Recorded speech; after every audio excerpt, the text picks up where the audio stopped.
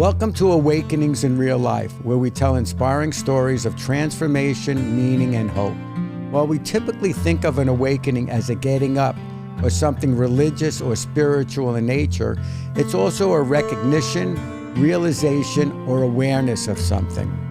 We're going to share stories of people triumphing over loss, illness, addiction, trauma, bullying, near-death experience, and more. Please enjoy. I want to welcome Stephen Panus to the podcast. Stephen, how are you doing today? I'm good, Dan. How are you? I'm doing very well. Let me tell everybody a little bit about you. Stephen Panus is a storyteller and mentor and coach at heart, one driven by purpose, resilience, and the unwavering belief that we can turn pain into positive change. As the author of the best-selling book, Walk On, he shares his deeply personal journey following the tragic loss of his son, Jake, who was tragically and suddenly killed as a passenger in a reckless and senseless car crash at the tender age of 16 in the summer of 2020. Through telling his story, inspirational speaking, and leadership, developmental training, Stephen inspires others to find strength, create meaning, and hold tightly onto hope in life's most difficult moments. Stephen has also been a publicist, sports agent, artist, attorney, sports marketing executive, painter, author, mentor and coach, and inspirational speaker. You have quite the background there, Stephen. Oh, it all sounds great except for losing my son. Yeah, I'm very, very sorry to hear that. I have children, and I actually can't imagine what that's like. So I typically start off with all my guests by asking the question, what was your awakening in real life? My awakening occurred on August 9, 2020, when we received a phone call from the mother of Jake's girlfriend. He had gone away for a weekend to Block Island. He left on Friday morning. It was Sunday around 1 o'clock when my wife received a phone call that there had been an accident, and the mother didn't have any other details other than that. We quickly, Kelly, my wife, packed a bag, overnight bag. I grabbed Jake's little brother, Liam, who was 11. We hopped into the car and began to speed towards Rhode Island. We were about 12 minutes into the drive when Kelly's phone rang again. It was connected to the car speaker. She answered, and this time it was a male voice. He introduced himself, said he was a doctor, and paused. And then he said, "I'm sorry, I just pronounced your son dead." And everything pretty much went black. Yeah, how do you react? You were driving at the time. How do you react in that moment?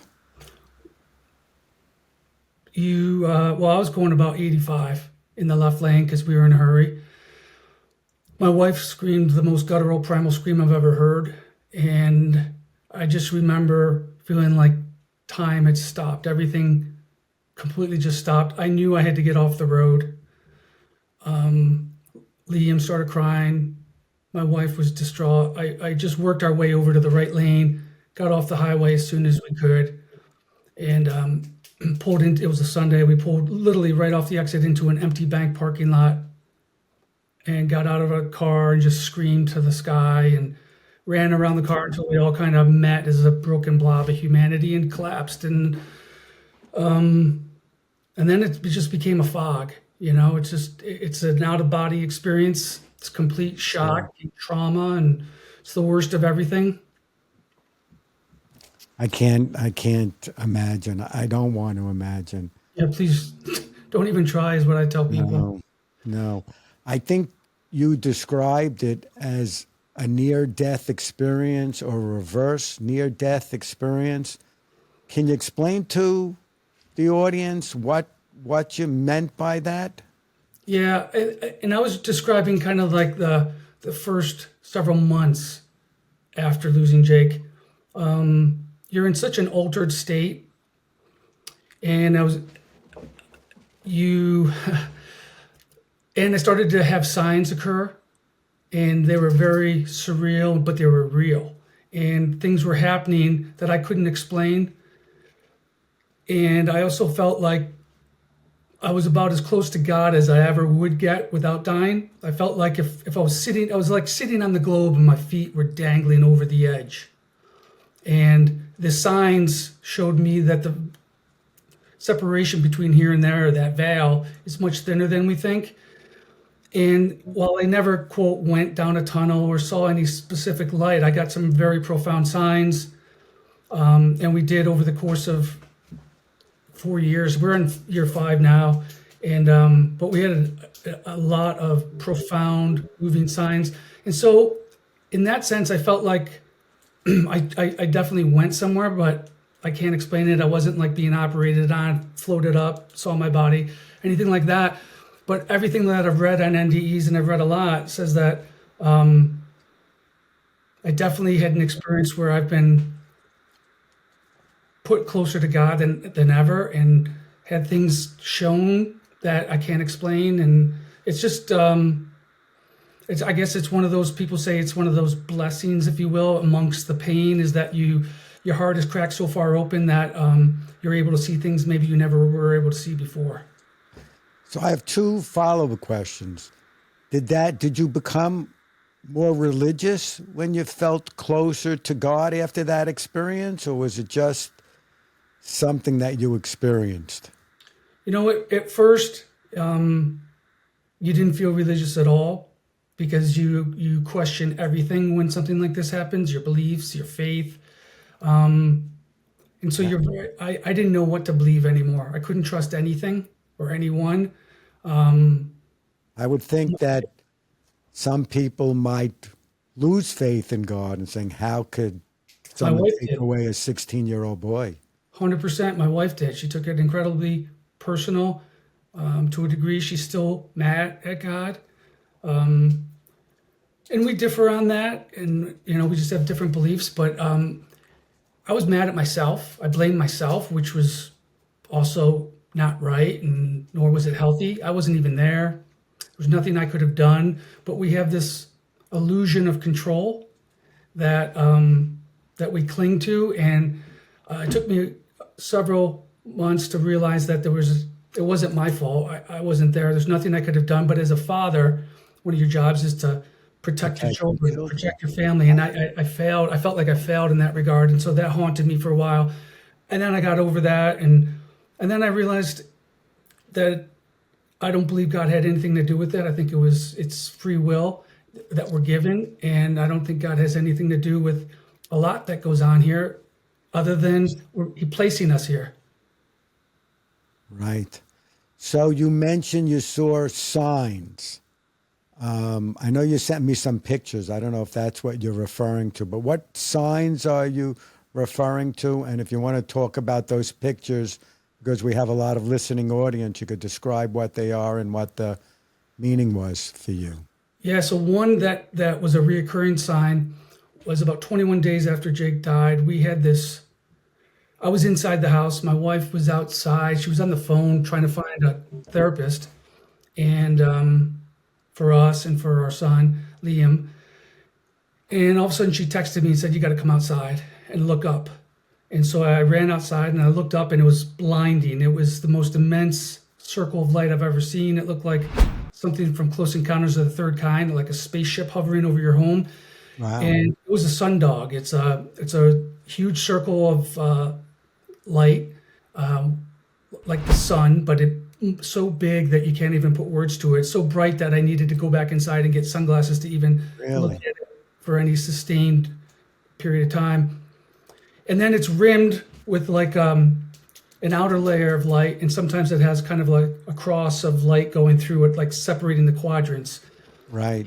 We've ended up seeing 5 of those in the first 3 years. But this thing hung over our house for an hour and a half. And is that your feeling it was Jake? I think, yeah, that it was definitely Jake or God letting us know that he was all right. And the fact that it's reoccurred 4 other times. I'd never seen a sundog in my life prior.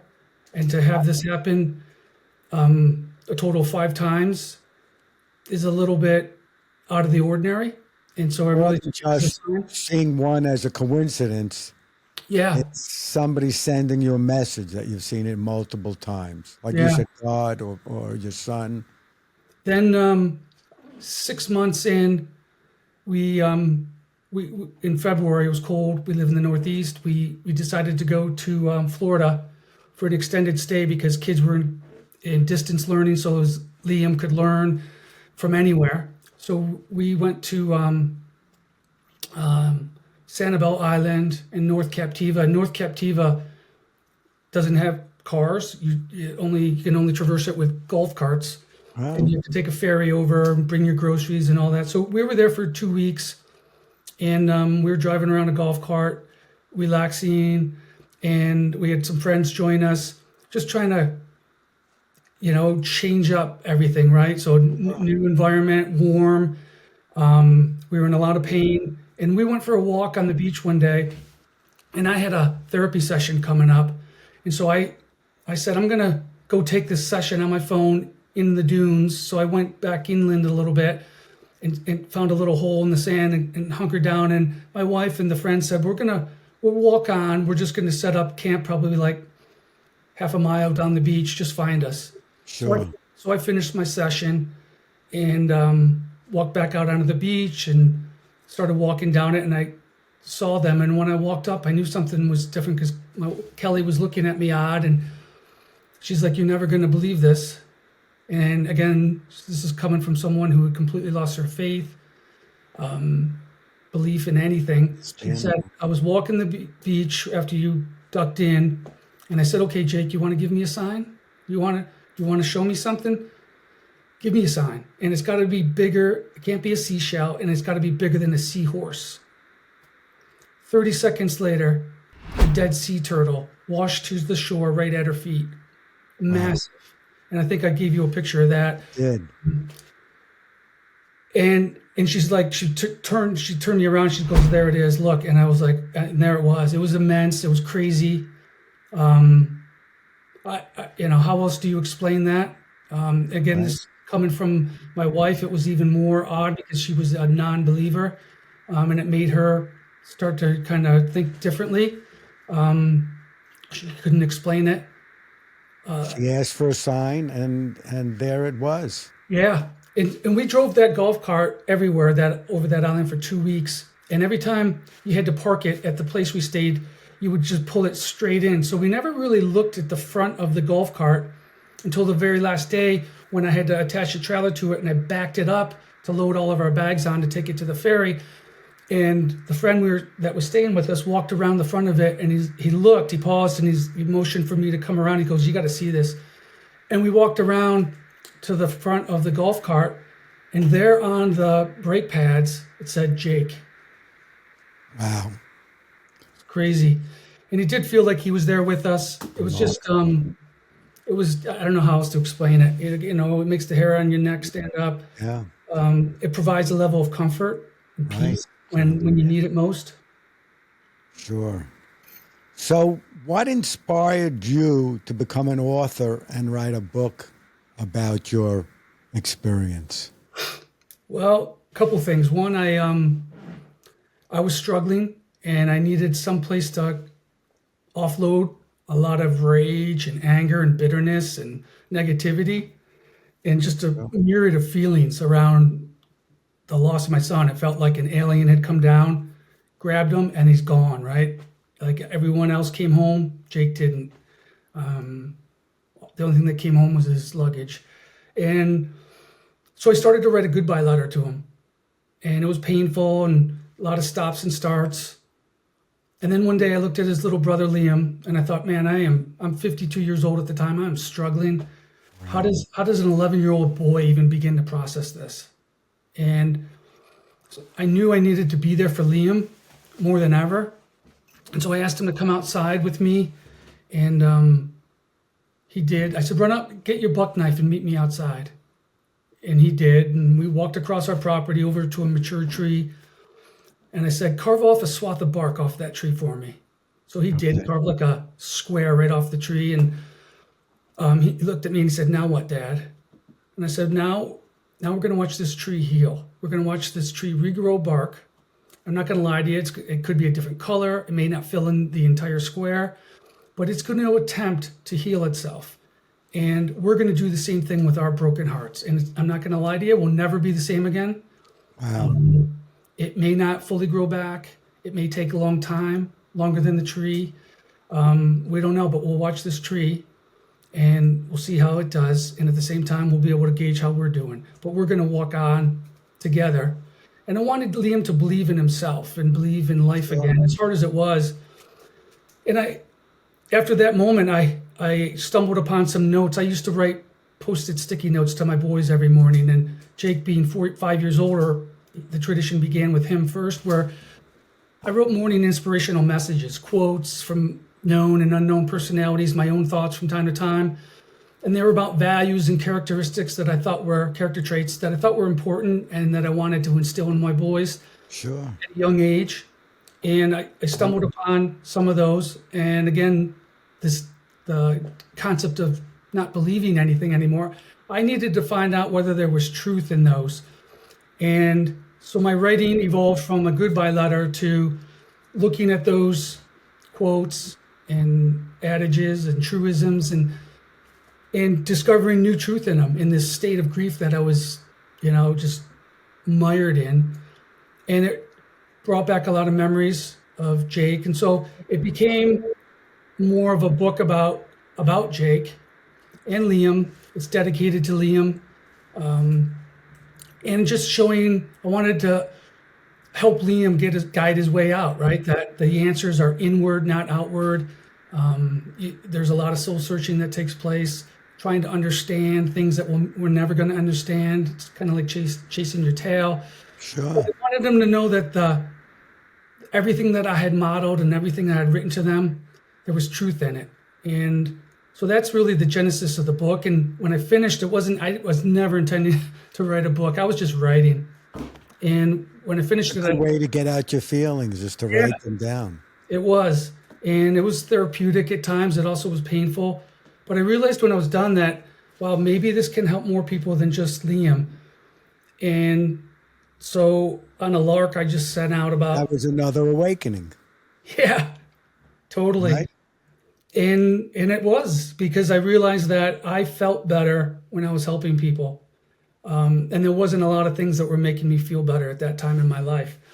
So I wrote like 35, 40 publishing houses, literary agents shared a pitch for the book. And lo and behold, 4 were interested. And then narrowed it down to 1, and Kohler Books ended up publishing it. And it's been really well received. It's helped a lot of people. I've gotten a lot of great emails and phone calls and messages on social media. And that's what means the most, is that it is helping other people, because we all struggle.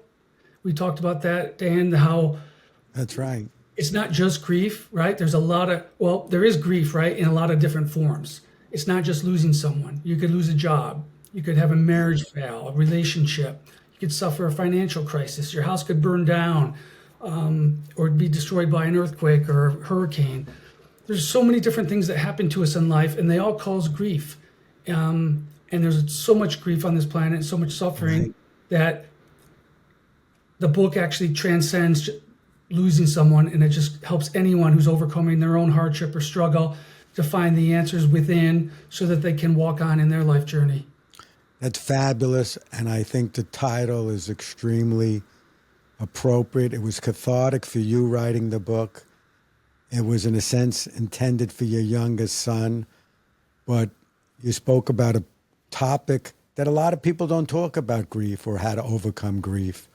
And if you can help people, that's a really important thing to take, was probably the most horrific thing that could ever happen in your life, and bring it some purpose, and to share it and be able to help others. And I'm sure that fact has helped you as well. It'll never take away your pain, but it's sending it for you. It's knowing that you've taken it and channeled it into something useful and benefiting of other people.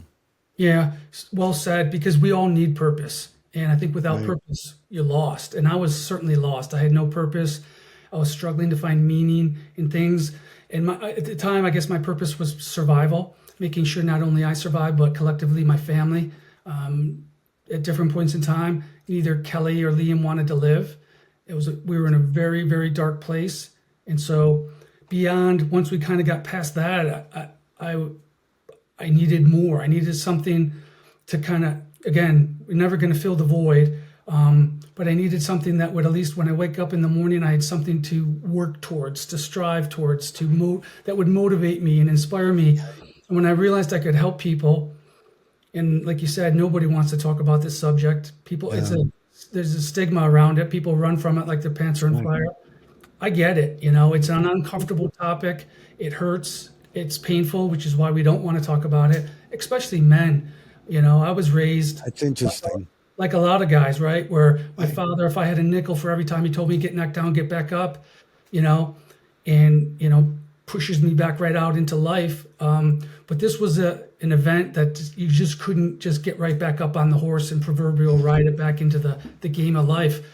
I was knocked down harder than I've ever been hit. So I think realizing so many different things, like not only just generally people need this, but also then men, because it wasn't going to serve me to stuff my feelings, and it doesn't serve anyone. No matter how far I ran, no matter where I moved to, there it was. It was grief is my shadow, and it's forever going to be my shadow. So you had a choice. You had to deal with it, or you could just tuck your head and attempt to hide from it. But that's only going to cause more pain and suffering. So I decided to turn it into my teacher and make the adversity. Beautifully said. It's interesting what you say about men because, men in our society are supposed to be strong. They're not supposed to be sensitive, not supposed to be criers. I Yeah, hope that's changing as the generations change. I know I'm a pretty sensitive guy. I mean, I lost my father, which is not the same as losing a child, but it was pretty profound. So if your book can also help men as well as women and children with grief, that's a remarkable thing. You said something to us in our earlier conversation about your younger son, who's now turning 16, right? It was 5 years ago, yep. and is learning to drive or just got his driver's license. He got his driver's license about a month ago, and he's on the roads. He's on the road. So, how do you handle that as a parent when you lost your other son at the same age to a car accident? That's got to be incredibly. I don't know how do you process that, and how did you handle it? It definitely is a trigger. I'm not going to lie to you. Not only did Liam turn 16 and get his driver's license, Jake never got his driver's license. He also passed Jake in age. He's now officially older than Jake, right? He's lived beyond. Jake was 16 in like 2 months. So it was it was a lot of emotions mixed in there. You're certainly concerned. But again, coming back to that illusion of control, I now understand that I control very little on this planet. We all control. We think we control a lot more than we do. Right. All I could do was make sure that he was safe, that he was going to be a safe driver, abide by the laws and rules, and teach him to the best of my ability. My wife taught him to the best of her ability. He took the classes, and he's a very safe driver. I'm not going to lie to you. When he goes out, there's a thought every time that passes in your head, like, please have him come back, because you just never know. And again, he could be the safest driver in the world, and something could happen. But because I don't control over that, I can't let that control my living and my life, nor his life. The last thing I want to do is make him so timid and scared and frightful. So it's more about handling it internally for my wife and I rather than externally with him, because we didn't want to make too much of it. I think he's already keenly aware of I'm sure he is. business of. But you have to live life, and he wants to drive. And Yeah. as tough as that decision is, you have to do the best you can. So I want to ask you two quick things as we wrap this up. It's 5 years later. Where were you in the grief process? And what message do you want to send the audience of the things you've learned? Yeah, so good question. The grief process is ever changing.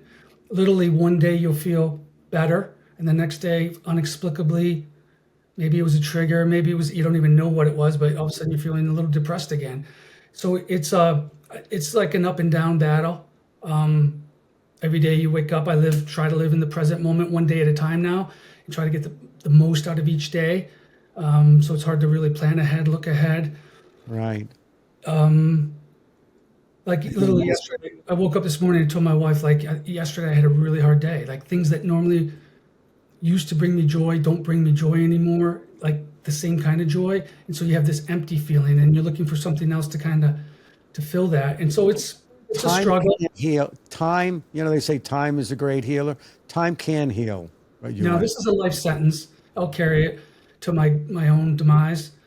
What I would say to other people is importantly, like you talked about with men, but it's true for, again, everyone, that our vulnerability is our strength. So being vulnerable Well and said. telling people that you're not okay. There's no sugarcoating to it. If I'm not okay, if somebody asks me, how you doing today? I'm not doing good, kind of having a hard day. Be real. And by being real, people will want to help you. And sometimes you'll want their help and other times you can't, because the worst thing is there's nothing anybody can do to truly help you. It's your own grief is an individual journey. My wife and I and Liam, we experienced the same trauma and we each cope and process completely differently. I would say reach out for help, ask for help.